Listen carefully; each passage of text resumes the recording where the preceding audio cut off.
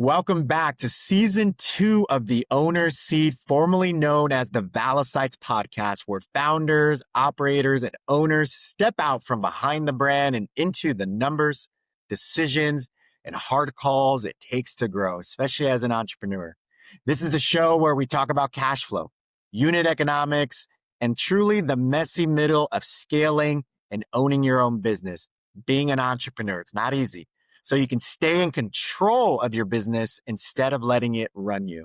Today's guest, you've probably heard of him. He's lived multiple professional lives as the very top of media and entertainment, and then tore it all down to rebuild it on his own terms. Travis Pomposello is the former Chief Creative Officer at Paramount Global, co-founder of EPIX and founder of Bella Vita Creative, where he scaled his agency past $5 million in revenue, serving clients like Netflix and Amazon. And he's been awarded over $100 million in contracts throughout that time that from all these agencies to these agencies. So when he talks about what scales, he's on it. He's seen it from both sides of the table. What makes Travis's story unforgettable isn't just the scale, it's his decision to reset. After decades at the top of the media world, a near-death experience forced him to redefine success, health, and what winning really means. Today, he mentors agency founders, many in the audience, worldwide through the Creative Agency Accelerator, helping them scale with systems instead of chaos, and build sustainable businesses without burning themselves and their lives to the ground. In this episode, we're going to get to it. We dig into what really kills agencies and businesses long before the P&L, the income statement, shows it. The playbook from scaling from 500K to over 5 million in revenue without losing your edge. Leadership lessons from flatlining on an operating table. Wow. And coming back different, evolved, and changed. And finally, why protecting your energy might be the most important strategy and decision you make as a business owner. For those that are watching, business owners and leaders. Travis, I am so excited. I've been following everything that you post out there. I can't wait to chat. I mean, this is a dream come true for me, seriously. And I don't say that a lot. This is awesome. Welcome to the Owner's Seat. Thank you. Thank you for having me. And I feel like we're finished. Like you did all my work for me. So thank you. That's it. It's a wrap. If I ever need a hype man when I take the stage, you're I hired. appreciate you. No, I've been following you for quite some time, and let's just jump into it. You've spent over 30 years in media, MTV, one of my favorites, Nickelodeon. Shoot, I grew up to it. Letterman, Discovery, EPIX. What did those years teach you about storytelling and leadership at scale? Yeah. To go way back, right, in those early days, MTV, right? You mentioned I started there as an intern in the late '80s. The book's written about it, right? It was a beautiful, incredible time. When I went into it, I really thought storytelling, especially for television, was going to be about format, completely about structure. And what I found out quickly was, while that was important, when you are storytelling in any capacity, it is about intention. Even if it's for social today, if it was for, cable television then and everything in between, it really is about intention. When I started in cable, which, became satellite and then streaming and all those things, everything was built super fast, really messy, right? Everybody talked about MTV being irreverent and being these things, but it was really driven by the instinct of the people that were creating it. If you fast forward, by the time I was like sitting as an executive in, the Paramount boardrooms, it didn't change. The stories were definitely bigger, but the principles behind all that were really the same. It was still messy. It was still irreverent, right? It was still being built super fast, sometimes before you could think.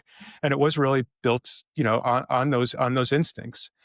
And what it taught me was people respond to that because it's honest and truthful before they respond to, the polished Super Bowl ad or that's the entertainment part, right? That's the payoff, but they really respond to that honesty of the intention. So, if you to answer the second part of your question about leadership at scale, it then becomes about the management of story or the management of storytelling, right? When you're in the leader, in my case, aligning hundreds of people around like one story, one shared idea, you can't just have them do it because you told them to, right? You can't just be like, Albert, this is what, I'm ordering you to do this and take your Right. team and do these things. They need to feel it, right? And in a large organization, it's very easy for that original idea to get diluted, Hmm. right? So the leadership at scale when it comes to story management is that I would say that job becomes protecting the truth inside the work while letting people build it, while letting people make it stronger. Almost And, I a level think of trust. completely, I Yeah. come to a line that I think about all the time, and I share with some of the people that I work with that if the story fails, in my case with an agency owner or with a television executive, the data that you collect, and we're all about data now, it means absolutely nothing. But if the story hits the mission, right? It lands with the audience, it delivers what it's supposed to. That data is unbelievably valuable. And it should be like the gas in the tank that propels you to the next great story, the next milestone, the next big business idea. So good. And I mean, you're a master storyteller. I've been in the health and fitness space for over 16 years. And I watch you for and follow your content for a lot of different reasons, from Thank you. communication and just how you use pauses and the tempo. I really enjoy that about you. And then and we'll get to it, just kind of the life lessons that you share, which I really Sure. appreciate about Thank you. you. And I can't wait to go through that.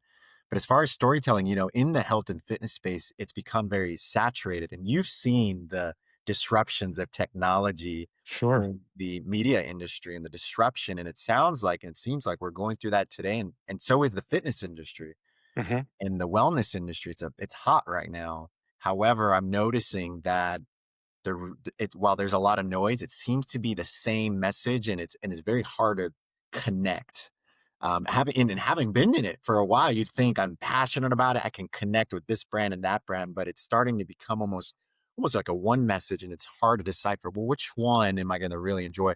What would be your recommendation? A lot of people that watch the show are in that space, and they're trying to figure out what is the strategy nowadays. It seems to be like everything is AI generated, and maybe we're losing that. What I was gathering earlier is the pulling at the heartstrings. Yeah, for sure. I look at it as opportunity more than fear. If we think about, you described it, it's any industry right now, right? Mhm. It's any brand that's out there trying. It could be health and wellness. It could be any industry. Yeah. We see this. We see a lot of commoditization, a Right. lot of sameness, a lot of static. That's almost impossible to penetrate, almost Sure. impossible to speak over. With that storytelling that I mentioned just a few moments ago about it being instinctually driven, that's what's gonna cut through. That's what's gonna be, you know, have excellence, if you will. Yeah. We're in this moment from where I sit, what I see is that we used to have, if we speak about creative or we speak about brand messaging or any of those type of things, where we had creative excellence, we had commodity at the bottom, and we had everything in between. That was sometimes experimentation, sometimes were things that missed, sometimes were things that just weren't very good, some things that were good but not great. That middle is continually to shrink. Hmm. And right now, it's shrunk to the bottom, and we have this big bottom of commodity work that is sometimes necessary, right? Sometimes doing things that you don't want to put a lot of money behind can be Right. commoditized, and they'll have the business um, place that they need to land. But there's a real moment where if you can operate out of instinct and create great work. You could use AI as an assistant to do Mhm. that. I think that that's fine. But if it's driving, you're driving it with your instinct, your taste, your judgment, your experiences, you can really achieve excellence a lot, in a sense, a lot easier because that middle that you had to break through in the past is not as cluttered as it used to be. The Yeah. commodity place is what's cluttered. So you can jump in on that, or you can strive for the top, and I think you have a better shot at hitting it. I see that, you speak about following my content. I see that all the time on social media platforms. Right. If you can create a real, you know, point of view around something that Mm. is unique because it's coming from you, Right.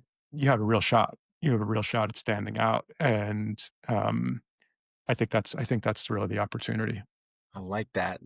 Your unique point of view, intention, obviously hard work, right?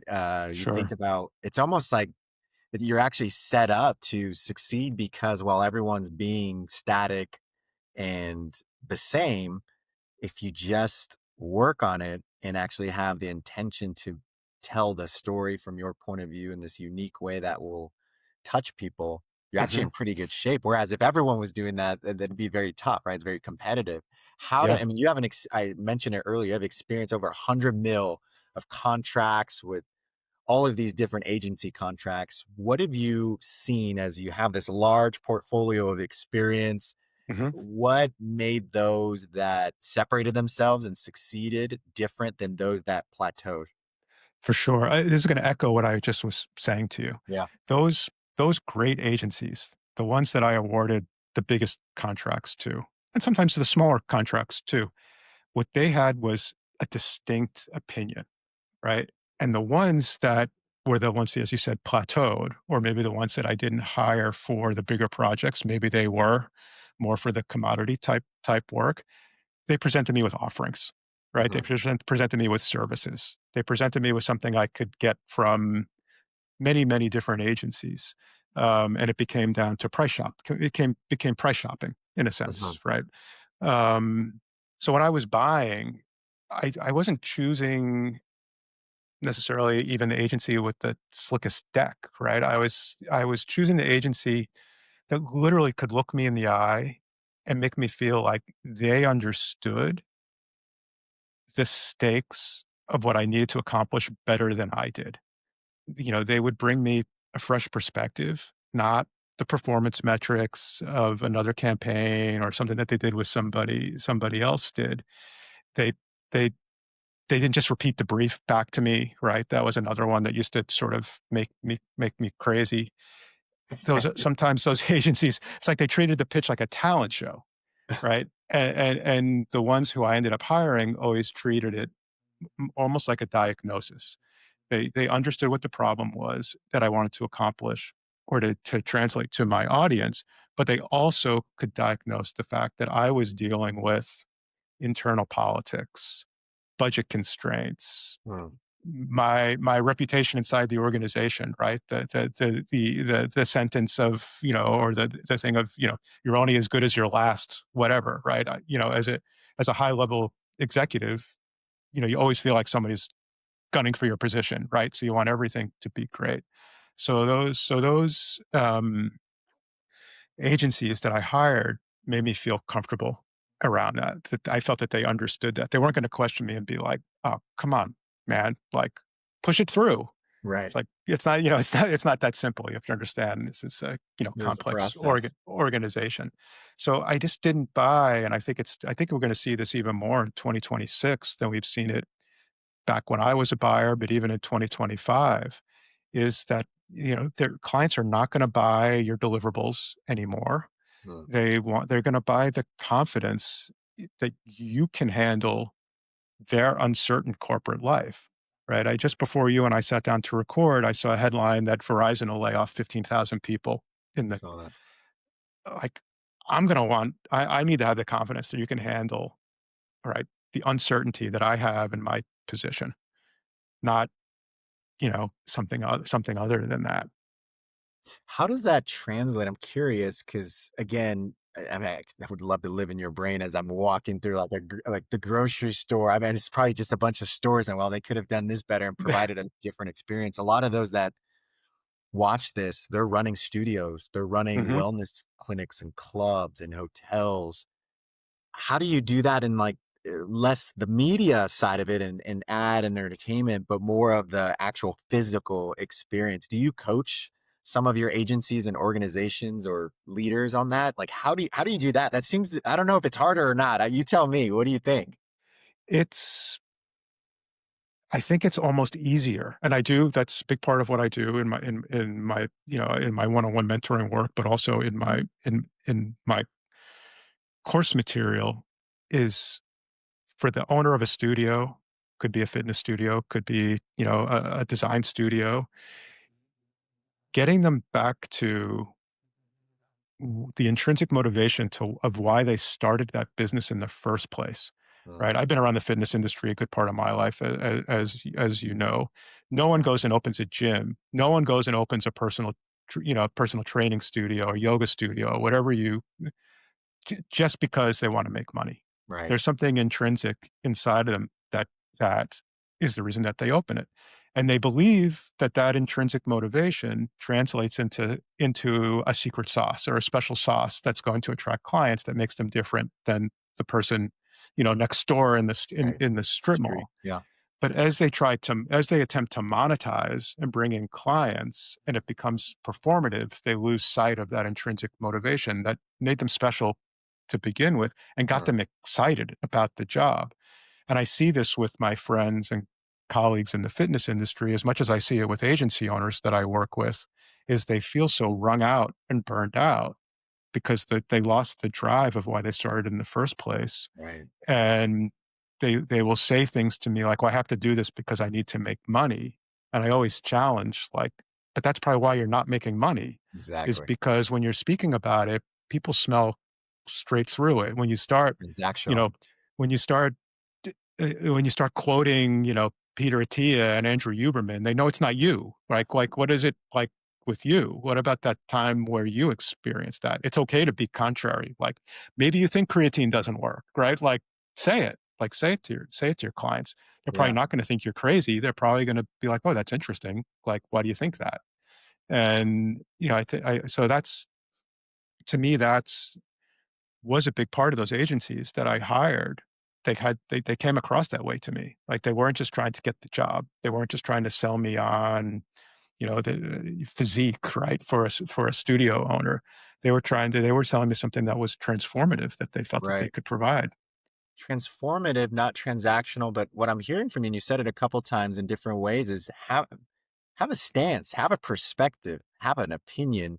Mhm. And it's interesting what you're saying, and it's funny. We see some, great people even in the media industry that the ones that really rise, or at least that we see are rising, are the ones, regardless of what I or what Yeah. their opinions are. It's they actually just are so it's conviction, and maybe that's something we have a thirst for. Is we need conviction as all of this noise and tech and automation has made things maybe stale.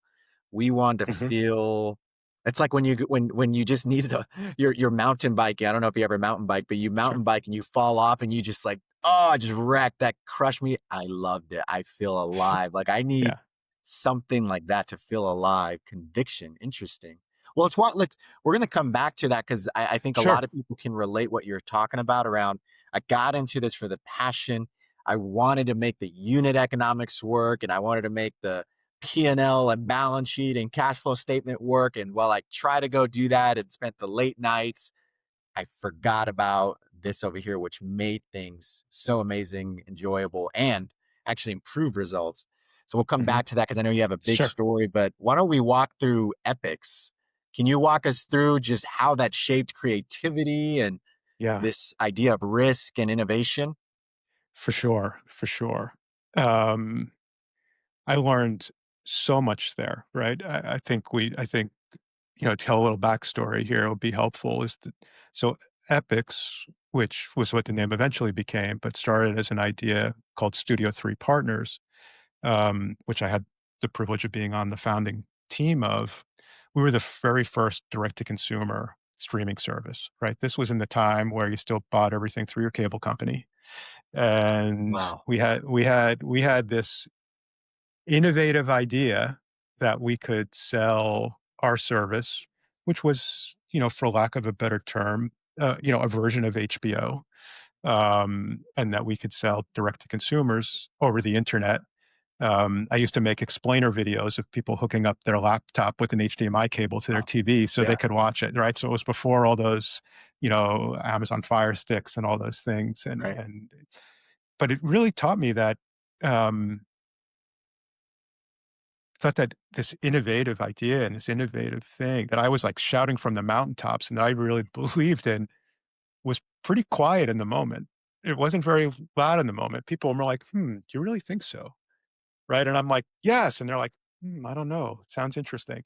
So I think about it in hindsight, and it's like, you know, in the building, where we're making it, 1515 Broadway in Times Square, at the time, the Viacom building, we felt like it was this organized chaos. We're building this network from scratch, and we're going to fight these big giants who had much more budget than us. And again, it came back to we were building on instinct and velocity, and we were trying to experiment before there was any data, and like sort of hoping it worked.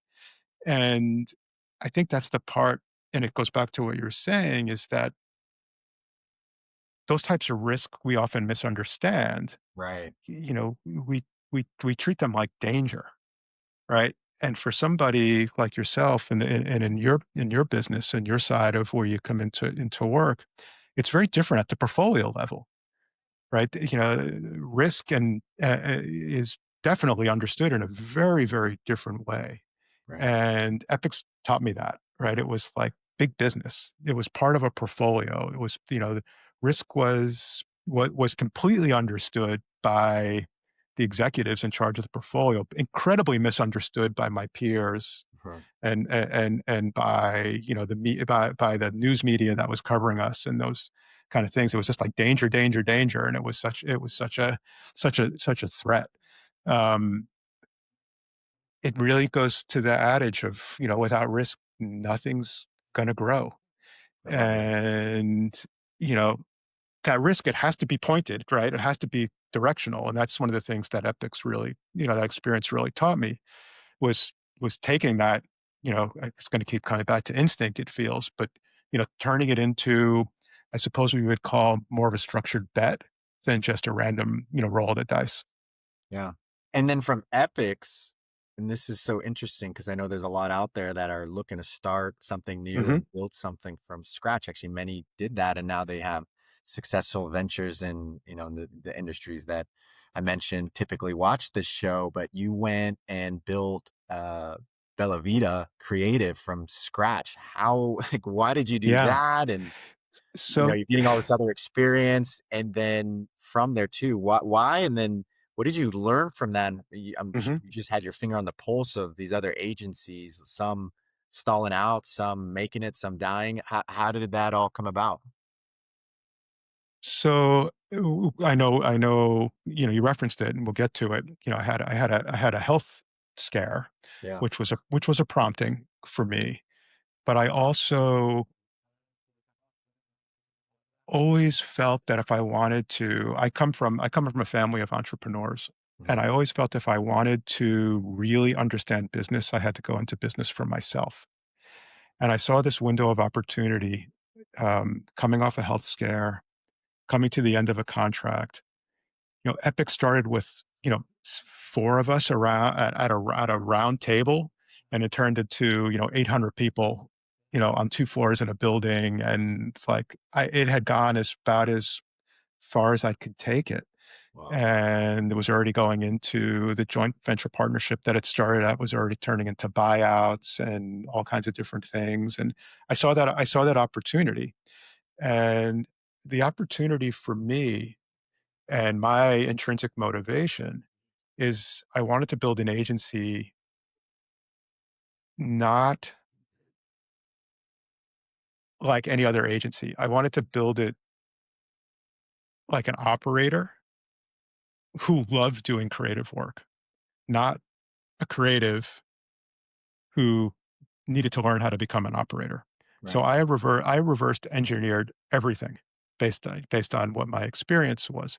Where maybe another agency would start with craft, I really started with outcome, and I started to think more and more about outcome, and that brought me to the place where I almost built the team backwards than what other Right. agencies would do. I hired producers first, then I hired editors, then I hired the creatives, knowing that I was the initial creative layer. And most agencies do the opposite. Most businesses do the opposite. Why do What you it think gave, they do the opposite? um, Just it's what the, how it's it, taught it's and what how it's the they quicker way to monetization if I you think see. about it, right? Yeah. If you think about it on the creative agency side, a bunch of creative directors get together and go pitch a client. Right. If you do it the way I did it, I was ready to take work. Like, the way I looked at it was like, "I'll handle the creative layer. I've got the people in place, like, let's go." Mhm. So that gave me the speed. That gave me speed. It made me feel that I was pitching something reliable that I could deliver, and I could deliver more value than I could deliver against, let's call it, cleverness, which I knew was what the competition was gonna be all about. Yeah. Um, I went into that thinking about all the things that I had learned being on the other side, and I hinted at this earlier, is that I really was focused my team on building the relationships with our clients and our prospects, even our cold outreach, as partnerships, right? Not transactions, as we alluded to earlier. We we really did not want to be everything to everyone, and we really focused on how could we be, was what Seth Godin would call, like, the linchpin or indispensable to only a few people. Sure. And that was really the main focus. I wanted to be an agency that solved problems, but I wanted to be greater than that. And what I really wanted to do was reduce anxiety of the people who are hiring me. Mm, I really like that. So So you yeah, that's what kept us alive, like, well, let's chat through throughout it. all the ups and downs. And I know I brought it up earlier and you're pointing to it. And I think this is a good segue into it. And this is pretty heavy. And I've heard your story in a couple different ways as you put it out there. And there's going to be a lot of people that are learning this for the first time. Mhm. But I think it's appropriate because this is part of your story and what's led you to here now. Can you walk us through just that health scare? I mean, you Sure. flatlined Mhm. during surgery. What the heck happened? Yeah. I mean, tell us, I mean, do you remember any of it? Like what Sure. happened? I'll tell you the full backstory Yeah. and explain how it translates, or how it translated for me. And I want to make a strong caveat. It did not happen overnight, right? It wasn't like I had this experience and the next day I was like mission driven, focused guy who decided he was going to change their life. Right. It took time. Yes, I definitely had the analogy of, like, getting pulled over by the police officer and then driving the speed limit for a while and then, going back to speeding. Right. Definitely those things happen. So it wasn't Yeah. overnight, but it never left my mind. Right. It would shift from front to back. To give the tactical story of what happened, I now this is definitely all connected. I My gallbladder went bad. And my Mhm. gallbladder went bad really because of lack of self-care. Mhm. Yo-yo dieting that came from a life in sport where I was making weight for sport, but then also that translated into later on in life where, this is before we talked about intermittent fasting, where I would joke with my colleague and say, like, "Oh, I doubled my calorie count today. I had 2 pieces of gum." Like, because I was working, so I was just grinding myself into the Grinding ground, up. Yeah. and standing at a food truck eating something to get back to a meeting, between things. And and people don't realize how that can actually destroy things in your body. And for Yeah. me, what it did was it created a problem with my gallbladder where it wasn't functioning properly and causing me a lot of pain. Gallbladder attack is a pretty painful situation.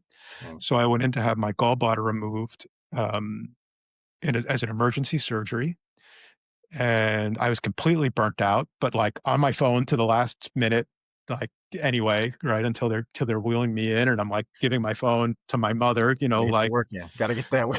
I'm like, I gotta let everybody know that I'm having surgery. Right. Like it was just like because they're going to be messaging me and Right. they're not going to get me. Going through this whole thing, and in the surgery itself, there was an accident in the surgery where they cut into my liver tissue, and they Oh my didn't know it, and they stitched me back up, and I bled out internally, and then they transfused me the wrong blood type. oh my goodness. So I got the wrong blood type, and Liver's damaged, I bled infected. out internally, and Oh, I flatlined. And yes, I went through all the machinations you hear. While that was all happening, I wow. had sort of that bit of out of body thing. Yeah. I had this sort of like looking down at everything, the whole bit. They called in priests to give me the all the last rites and the whole bit, and I'm seeing the Wow. whole thing. I Yeah. can't tell you honestly if I saw it from above or I saw it from my consciousness or whatever it was. I do know, my mother was there. The doctors told me it was, you know, 7 point something seconds. It's funny how Mhm. they calculate that. Yeah. And they paddled me back. That 7 seconds for me was this internal dialogue of bargaining, right? The same kind of bargaining I think we make when we're teenagers and we drink too Yeah. much. I'll never drink again, right? I was having the moments of like, I'll change everything. Like, just let me live. I'll do Right. anything. I'll stop doing all these things. I'll be a nicer person. All these types of things. And I was making all these bargains. And when I recovered from that, what I learned was, I had my own stress, right? I had identified my own success on the classic scripted answers, right? Title, salary, how I was scaling my career, my visibility, right? All these public appearance, like that was how I identified it. And all that led me to a very stressful, very Sure. depleted life. In receiving apologies from doctors, nurses, anesthesiologists who are all, so upset about what had happened, the wrong blood type, the confusion, all these things. What I found out from them was the same story. The surgeon who did my surgery, it was like his eighth or ninth Mm, gallbladder removal that day, that day. right? Yeah. Just scheduled him in, and he was cooked. The nurses who transfused me the wrong blood type, they're like from the TV show. They're like 20 hours in a shift, right? Because someone called in Bell to sick bell. and they misread positive for negative, and they were trying to save me because I was bleeding out, and they were just completely stressed out.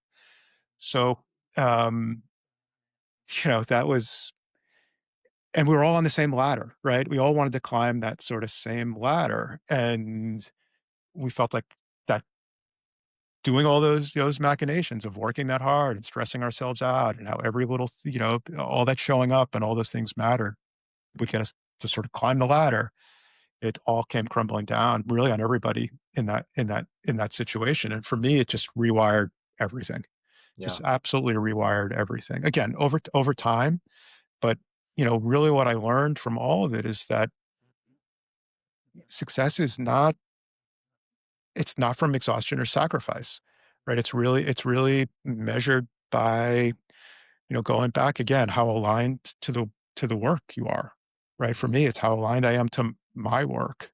Is it really who I actually am, right? I sometimes it puts me back on my heels when I do a podcast like this, and someone says, "Wow, you're exactly the same person like you are like when we talked on the phone," or what, like like it's not, and um, that's what it really is for me. Success is really about being who I really am, and that has certainly caused my days to be much quieter, right? My success is much quieter. I have a business now that I can run like without completely losing myself, Right. and I feel like it's something I can sustain long term. I could not have sustained that other. I would never have sustained that long term. It just Yeah. was already starting to break down, and you know I think for any founder who's listening to this or anyone who's working in a corporate job is chasing scale is a bit of a dead end if you're not chasing meaning like alongside of it. Yeah. They have to happen together. I'm all for success. I'm all for working hard. I'm all for those things, but without meaning, it's just chasing scale for scale's sake. And, you know, I wish that I hope no one has to go through what I went through to get that message, but it's going to lead you to some pretty dark places. Well, you've posted about it where in past, leading up to that event, you said you'd wear exhaustion as a badge of honor. Yeah, It's like that the more tired I am, I guess and you tell I, mean, I don't want to put words in your mouth, but it was because I was working even harder. So it's like this goal of being exhausted to have maybe an totally. affirmation that Yeah. I mean, grind, hustled, and I'm sure there's a lot of people like I can relate with that. There's times where I neglect everything, including my health, because the ambition or this identity of work is like the end all be all. It is what I worship. I idolize mhm, the dopamine hits and the deals, the clients, the wins in work life. Yet everything else around me, including mhm. myself, is dying. Yeah. I mean, we culturally, this is definitely in creative industries, but I think it's in all industry. We tend to reward endurance Hmm. over like wisdom. And, we work and we come most entrepreneurs, worked in a corporation at a point before they became an entrepreneur, most. And a lot of times you get praised for how late you stayed, right? Right. That's like the pat on the back, or, in my industry, how many revisions, you survived, or, how much, BS or chaos you're able to tolerate. And it creates an unhealthy equation, right? Where in a sense that suffering that you're going through looks like it's commitment to the Mm. company or to your craft or to your job or to your family. And we fall into this trap where, you know, we confuse that sort of depleted state for dedication. I definitely did that. And what I realized, and I hope everybody starts to realize, and I talk about this, in the things that I write, Right. is that eventually you realize like you're performing for an audience that isn't really watching. You're doing it all Right. for yourself. And why would you do that to yourself? And it's a hard hit, Do you but think that's even more relevant today with look, I think there's a lot of great about social media and these platforms that actually do allow us to connect easier. mhm, But in a lot of ways too, it's almost like this facade and this constant grind to keep up the facade, right? And goes for brands too, a lot sure. of brands. But it's not real. It's not authentic. Kind of going back to your original points, it's not unique. I don't know. Yeah, And it gets to be a bit performative. right, And, you know, I I would never call anybody out on any of that or any brand out on that or an individual. And we all make decisions for business sake, and sometimes we will, have to do we're forced to do marketing to move the needle, to break through, to do these things, and they can sometimes be performative. But it goes back to no one can tell your stories, right? It is that's your unfair advantage. Um, you know, Someone may have a similar story to the one I just told you, but it's not going to be the exact story. right. And I think that's the difference, and that's where you can stand out. Now, when it comes to social media and that sort of race to, does social media reward showing up every day? Hmm. Right? Of course it does, right? That's part of an algorithm. Algo, yeah, That's part of the business, right? If I post something that you, Albert, read, you spent more time on the platform, therefore the platform makes money. So right. then the platform rewards me with good algorithmic impressions so that I create more to get you to stay, right? And that's a trap that we fall into. It's a dopamine Uh, cycle. it is completely. I try to, I guess I'll be, honest here and be authentic. I convince myself that I'm creating things that are more interesting, and you're staying to be because you're interested versus just, fulfilling dopamine. And you do, Uh, by the way. And oh, I thank you. I think, appreciate that. yeah, I mentioned it earlier, even offline, like the help, even this sharing your story again right now. I just can't imagine. I can relate in so much. I can't imagine how many out there relate with it too. And in speaking of the fitness industry, we're all about consistency, and I Yeah. can't wait to hear about and kind of switching gears. Like, so yeah, it did take a little while, right, to get consistent away from Mhm. kind of those old habits. How the heck did you do that? I mean, you're a busy executive owning different businesses, building them from scratch. How did you not like, how did you force yourself, whether it's, I don't know, physically, mentally, Mhm. strategically, to not go back to those old ways, which by the way led to a lot of success. For That's sure. difficult. For sure. Um, it's strict structure, right? Physically, it's strict structure for me. Mhm. And I'll reference something that I got to do some work with James Fitzgerald a while back, Yeah, about 10 years ago, who, OPT, right? The guy who won the first CrossFit Games, OPEX. that's right. And he used to say to me that it's like brushing it needs to become like brushing your teeth. Mm, And for me, that's really, what it's become, the strict structure of sleep, my training, hydration, and I take recovery just as serious. I think it's very, very interesting. And I call it an epiphany for myself, but I still think it's very interesting that we will go to the gym. Let's say it's a hit workout. yeah, We'll go all out for an hour and then we'll rest because we're out of breath, we're exhausted. I need to eat. I got to get my shake. Like right. we'll do all these things to recover. But we'll do like an hour, hour and a half, like intense work session, right? Whether it be like in a spreadsheet or writing a script or creating whatever we're doing or Back teaching to a class. back. And then we'll just go back to, we'll recover it all. Yeah. So we'll recover from a physical workout, but we won't give Mhm. ourselves time to recover from a mental workout, which I think we could make an argument could be equally, if not more exhausting, and more taxing, especially if you're doing like. And I wanted to say this is for creatives because I know financial people that I worked with that went into absolute flow states, like Mm, doing numbers and right. creating spreadsheets and pivot tables, and like they were Yeah. like in a total flow, right?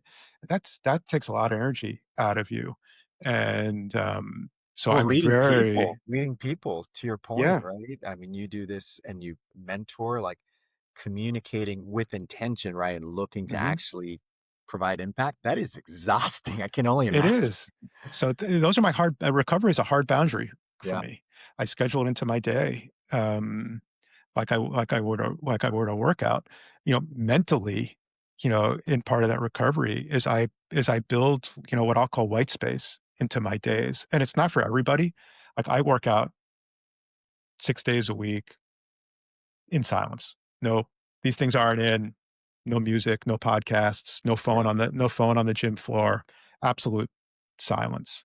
Um, and I build other white space into my days, whether it be meditation or a breathing exercise, a nap. I'm not shy to say that I'll take if I do an hour and a half session, with one of my cohorts where, I joke sometimes I play stump the chump where it's like, okay, Albert, tell me what's going on this week. How can I help? Right. And everyone's firing at me. Yeah. Yeah. Sometimes I take a nap after just to, sort of clear my head and recover. Do I sleep the whole time? Probably not. I'm thinking about things, but I'm off the cognitive load, right? Because the Right. cognitive load increases like lactic acid in a workout. So I don't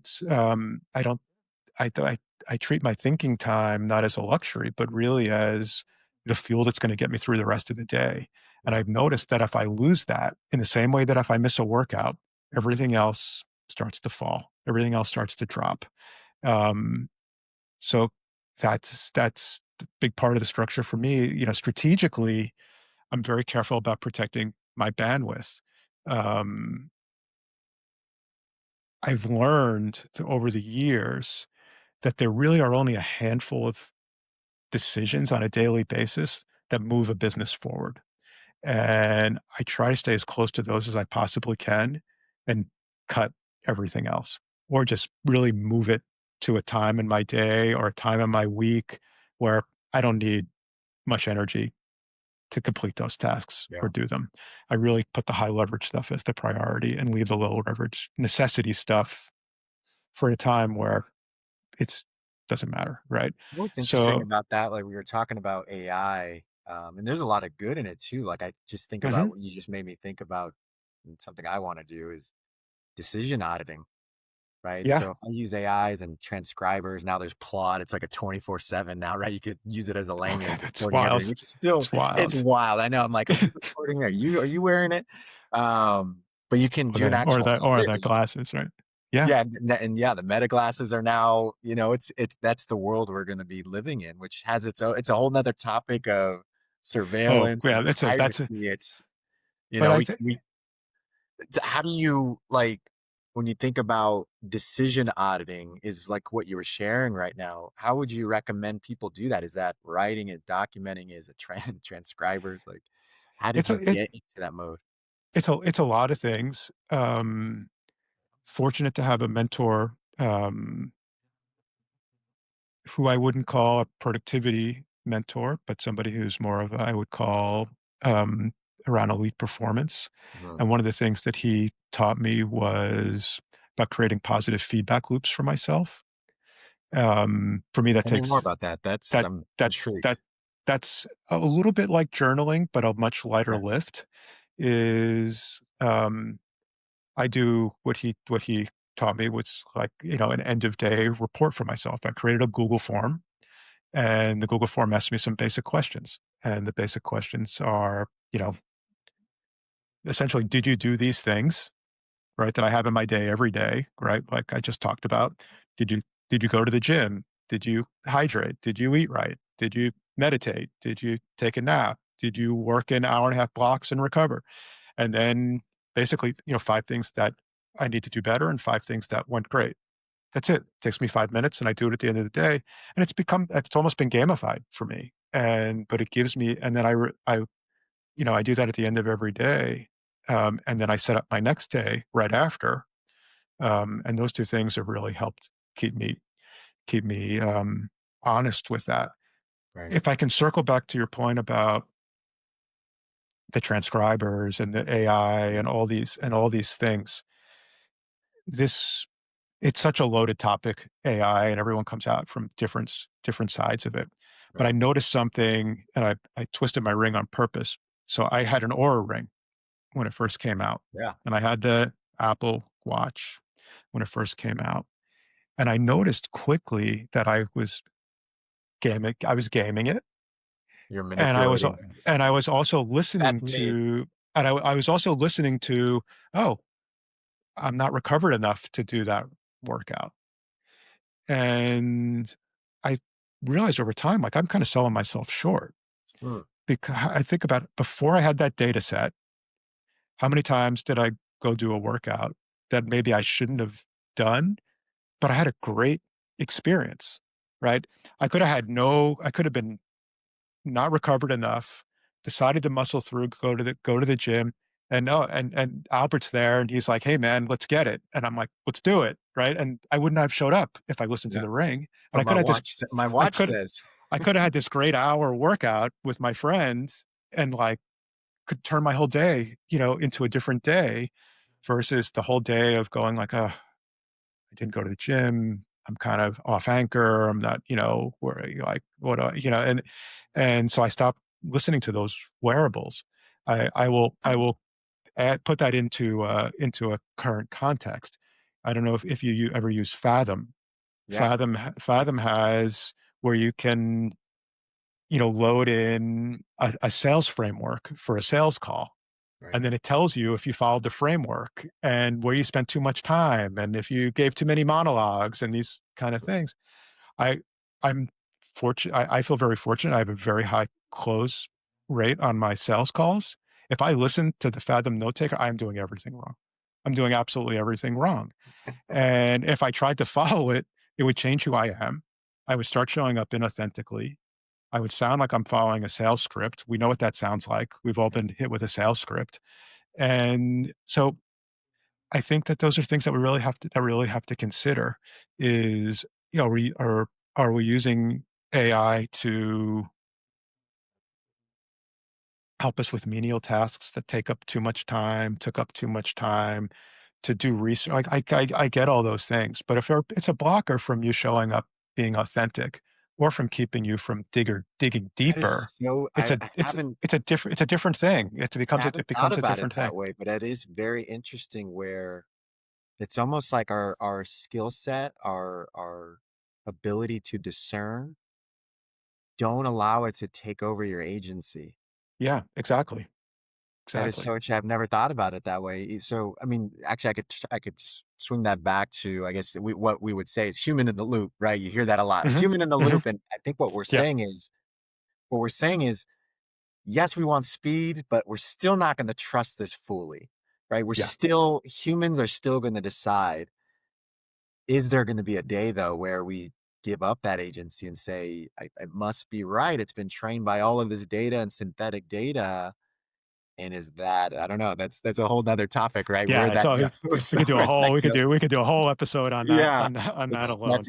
I haven't thought about it that way around the agency piece and your choice, Mhm, which especially in our country, right? It's a very big topic of sure, freedom of choice.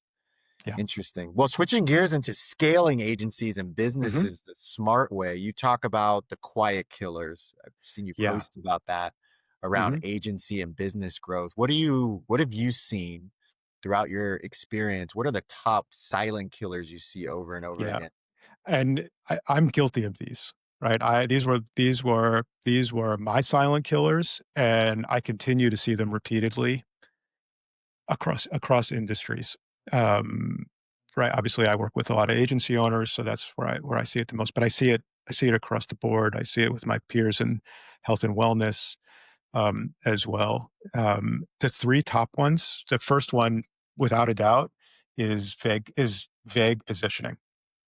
Hmm, If you if a and we think about positioning sometimes as like these elevator pitches and these log lines we create. I want to flip that. When I think about vague positioning, what I mean is if a buyer or potential buyer can't explain what you do in one sentence, they're not going to buy. So interesting. that's number one that I see all the time. The second one, and I don't think it matters again, industry, is that the founders are stuck in every delivery. And there's no way you're scaling if you are the product Yep.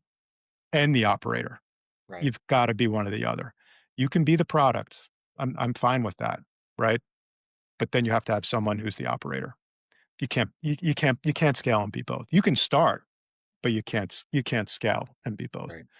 Um, and then the other one, which I know is a favorite of yours, is, tolerating toxic clients for revenue.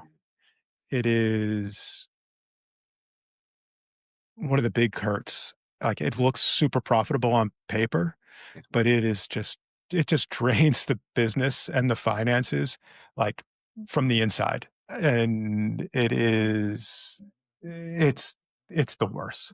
The thing about all these is they just work really slow, and they just erode things away, and by the time, like, you're aware of it, the damage is usually pretty done. You've either lost a lot of, employees, right? Or you've lost clients because of it, and and it happens without realizing. So that's why I call them silent killers. Yeah. No, it's great, and I appreciate and you're right, those are really transferable across industries, including the wellness and fitness space, Mhm. and we call it the halo Yeah. industry, which includes athletic wear, which, by the way, so you recently called out Lululemon's NFL partnership as a Mhm. loss of creative integrity. What were your thoughts there? What's your core philosophy as far as, when it comes to growth versus being authentic, kind of to your earlier points? It is, the whole point of that piece, and my feelings around it were, um, the choice around scale for scale's sake versus scale, again, going back to, let's call it intrinsic motivation or Right. instinct. If we think about how Lululemon started, right? And you'd go to your local Lululemon and there was like the boutique studio person on the wall, and those leggings were like everywhere.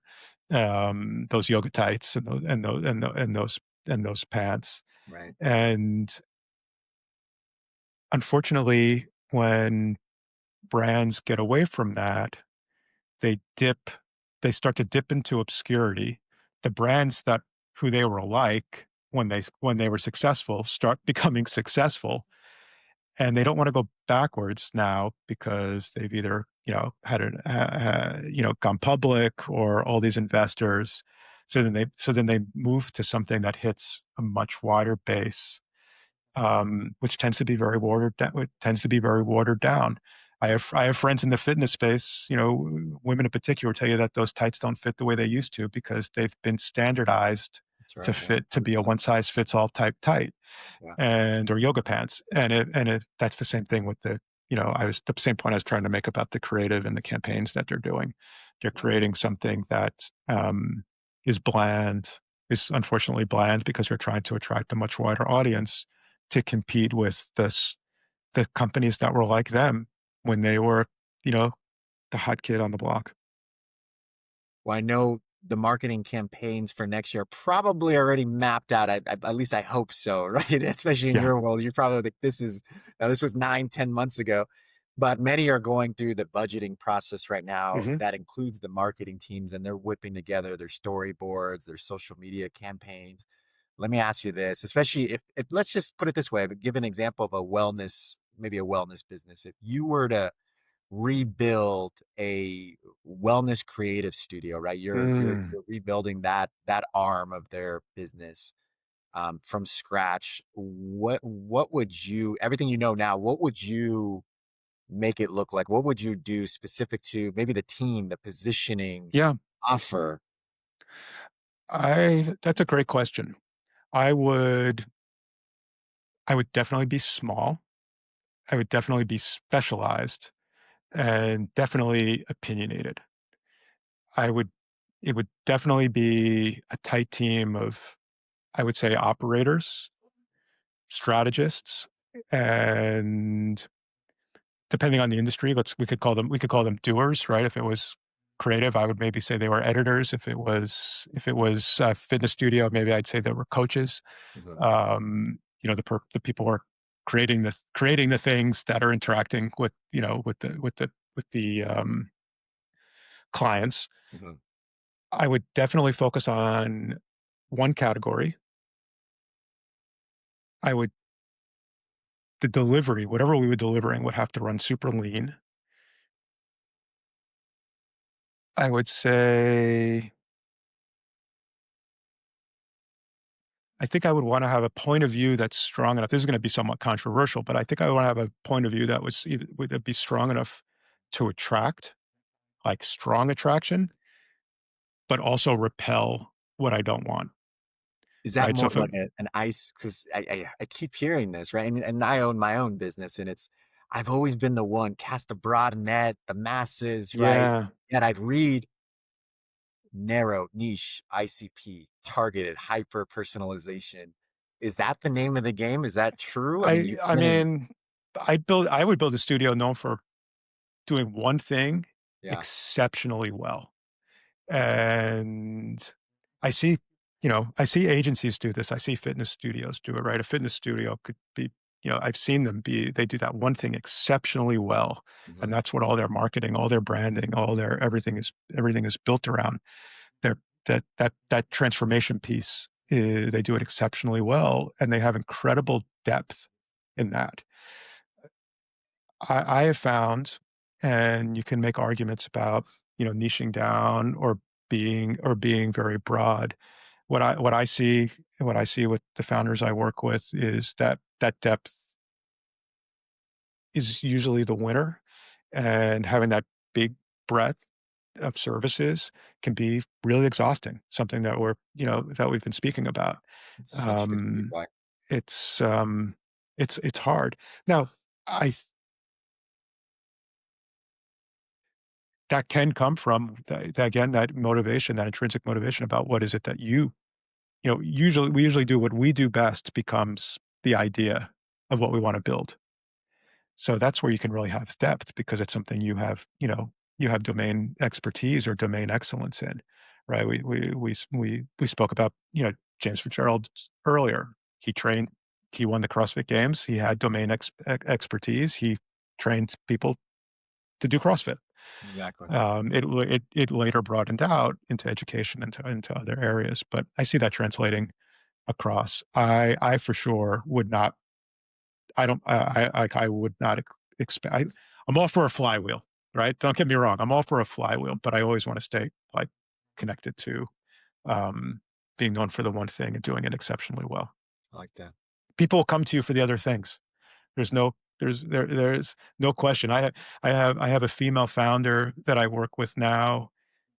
She's only wants to work with women. All her positioning is around women, women, women, women founders, women founders. Every day she gets a call from a male founder saying, like, will you make an exception? She's a killer. We want, yeah, exactly. And that's going to happen. That's going to happen all the time. So That's awesome. I think that's something we have to step back from and realize we're not Really leaving money not leaving money on the table.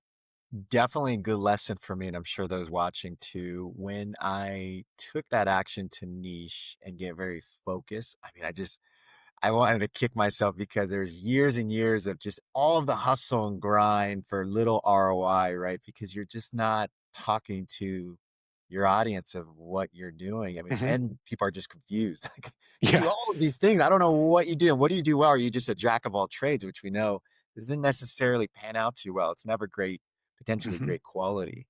It's But yeah, something that I would encourage you and anyone listening to listen to. If you get on a call and the person said, wants you to explain your service, that's something you really need to pay attention to. mhm, Why? How come they're asking me that? Right? Yeah, maybe my marketing, maybe my outreach, maybe my branding is not speaking to that clear enough. I think sometimes we have the tendency to think like, oh wow, they didn't even read my materials. They might have, and yeah, they still just so didn't, dang confusing. and they still didn't quite get it. I will tell an anecdote of having a call earlier today where an inbound person booked an inbound lead booked a call with me, and she said to me on the call, "Can you remind me why I'm here?" And at first I was like, "Wow," and then I was Gut like, "Ooh," punch. then I was like, "Oh, maybe my positioning wasn't quite right, so or strong enough that you remembered it since you booked it." And she immediately came to when I kind of when I sort of walked through. I said, my guess is you booked the call because you had this problem, you came across me, I had a solution, and you figured So you repositioned it for you I should love talk to that. me. Yeah. But it's something we have to take. When we're getting that type of feedback from the market, it's really important to listen to. It's ear to the ground right there. I love that. Well, you mentor a ton of different agency founders, but one thing actually that I learned recently, I had no clue. I wanted to do my research and respect just your breadth of work, your volume of work. You're also the board president of the Mm, Patent Veterans Project. Can you walk us through that? What is the project? What is the group and what do they do? yeah. It sounds like you all are helping veterans heal through filmmaking. Yeah, thank you for asking. That's a really important part of my life. Um, I'll give a little backstory. One of my best friends, longtime friend, is the grandson of the famous General Patton. His father was also a general, but little less known in common circles. They didn't make a movie about him, but he was quite the general himself. Um, Ben was not never enlisted, didn't go to West Point, didn't do all those things to people's surprise, but actually from the urging of his father, wanted to sort of break Mhm, the chain. But he grew up in that type of family, and he always felt he wanted to um, live his father's legacy, and his father's and grandfather's legacy was about taking care of the troops. So that's essentially how we met. We met through the creative industry. We met through the television industry, and he I was working in television while I was working in television. He had an idea about doing therapeutic filmmaking for veterans, mainly combat veterans, Mhm. who he had heard many, many stories about from his, from his family, and his family's sometimes criticized, for that, especially the grandfather, who were dealing with suicide ideation, and he was looking for a modality that um, would create community for those folks, so that they wouldn't have that suffering in silence, and Right. a way that they could express it that felt a little safer than um, a therapist chair, or some group at the VA. So Wow. he created, took his TV knowledge and created a workshop for veterans to come together, tell their stories in a safe environment with other veterans, write a film based on that, based a short film based on that experience. There's a YouTube channel with hundreds of videos on it that we have, Veteran Pat Veterans Project, and as a way for therapy.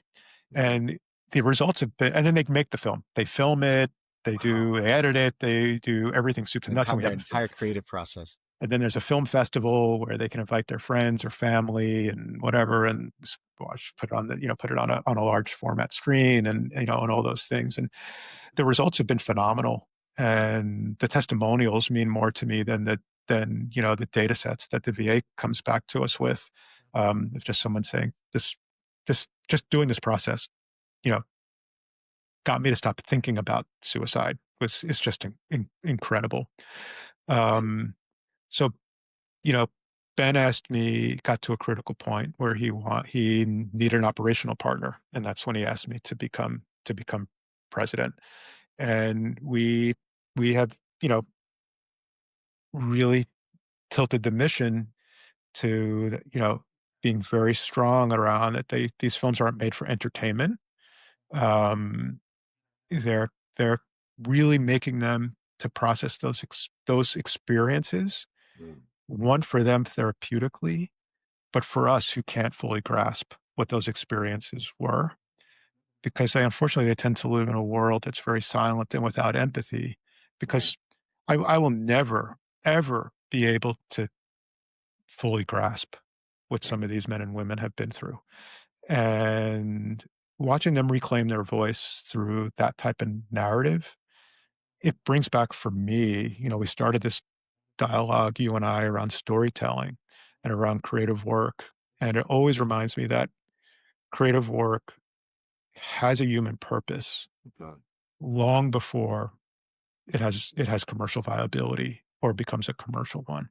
And that it's been very grounding for me, and it keeps me very honest, um, in the way that I feel about um, really everything, but around storytelling and around instinct and intrinsic motivation. I mean, it comes full Um, circle to what you were mentioning yeah. earlier, right? About that, yeah, the being intentional. And I'm Mhm. curious about the project, and I can only imagine, yeah, as you're focused in and going through that process and kind of shedding some of the emotion and realizing certain things and reflecting.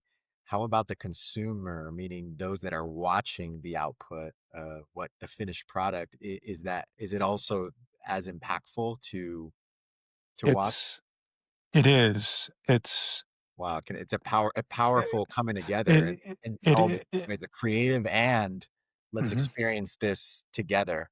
The fascinating part and the real heartwarming and heart-wrenching at the same time part are the family members who see those films, who I had no didn't idea. didn't know. Yeah. Um, for me, it has a different impact, right? It's like I said, it is about that, not being able to grasp what they've been through, but also, you know, how many times have we been in a room with a colleague or a family member or, whatever they are, and they say the sentence like, "I'm not creative." And to see these, veterans who would claim that all day long, create some films that are better than I've seen, industry, pros make, from a storytelling perspective, blows my mind all the time. And it reminds me constantly that everybody is creative. It's just how we tell the narrative and how we express it. And it reminds me of that all the time. Um, it's really, really fascinating and really eye-opening. Let's end on this note. I want to respect your time. Of course. Let's talk about legacy.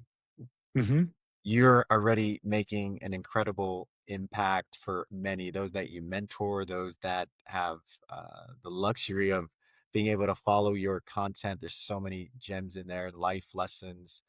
You're Thank a you. family man, and I know your family's ultra important to you Mhm. as well. So as you zoom out and look over the next decade, what legacy would you and impact would you like to leave, whether it be Yeah. in media, mentorship, family, friendships? Have you thought about that? Absolutely. I mean, and I have, something that I think about all the time. If you follow me, you know that, I'm 56 years old, and I'm not shy about that. I know a lot of people want to, play younger, especially in the social media space. I play the opposite way.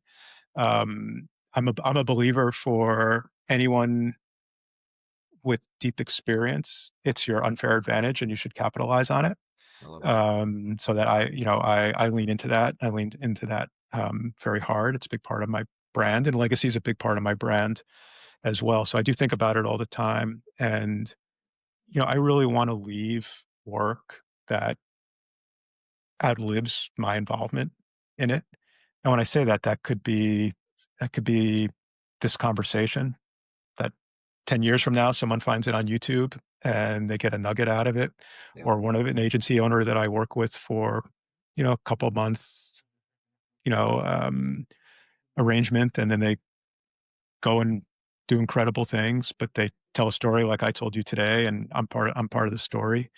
Um, I definitely want to leave a legacy of, um, well, I want founders of all types to build businesses that support their lives instead of consuming their lives. That's like super important to me. I know it's doable, and I really want founders to do that. And you say about the family thing, and it'll choke me up a little bit to say it, but I want my son to see a person, who never stopped growing, Mm. even if life, forced me to rebuild, like we talked about. But this can be for anybody at any age. I made the joke about people saying I'm not creative. I have my peers, out of the media industry who are my age saying like, I can never do what you do on social media. And I say, yeah, you could. You just stopped growing. Like you just stopped. You just decided to stop growing one day, and I didn't. And that's the only reason you can't and I can. So, that's something I really want my son to see, is to see a man, see a father, see a husband, who never stopped growing, regardless. And, I think if there's a through line through everything I've done, I think I would like it to, say something along the lines of, um, I want to help people do meaningful work without sacrificing themselves to do it. It doesn't matter what the industry is. I think that can be completely agnostic of industry. Boy. And I mean, I feel that's a legacy that's worth the time, and I think I would think that's worth anybody's time, is to start thinking about creating a legacy like that. It's never. I think we think about legacy too late, and it's something we should be thinking about a lot earlier. So good. This has been outstanding, and as I knew, I would learn a ton, Thank you. and I don't know how I'm gonna go to bed tonight because now I'm gonna be in reflection mode. I really appreciate your time, Travis. Thank you so much. For those that wanna connect with you, that wanna learn more about Creative Agency Accelerator, even if you have the capacity for it, if, they are looking for a mentor like you, what's the Mhm. best way to reach you? So two easy ways. If you can spell my name, it's easy. So, that Albert mentioned, following me on social. LinkedIn is my platform of choice, Okay. and that's a business decision. That's where my clients are. That's where they find me. So LinkedIn at my name is a very simple way to find me. I don't mind taking emails, and my email address is very simple. Travis at travispomposello.com, and I'm happy to take the emails. And if I have time in my agenda to reply, just be patient. I will. Maybe not the sales pitches, but I'll reply to earnest to earnest emails. And I encourage founders, right on my LinkedIn page, there's a link to book a call with me. And if you have something you really want to talk about, I have the time in my agenda. I'll take the call. And you can connect with me there. Y'all make sure to reach out. That's awesome. We appreciate the invitation, Travis. Well, y'all, this has been an episode of The Owner's Seat. As always, I'm your host, Albert Ramos. These episodes will now be released every Monday and Friday at 8 a.m. Central. Travis, thank you. Such a pleasure. Appreciate your time, sir. Pleasure was all mine. Thank you so much for having me. See you soon. Talk to you soon.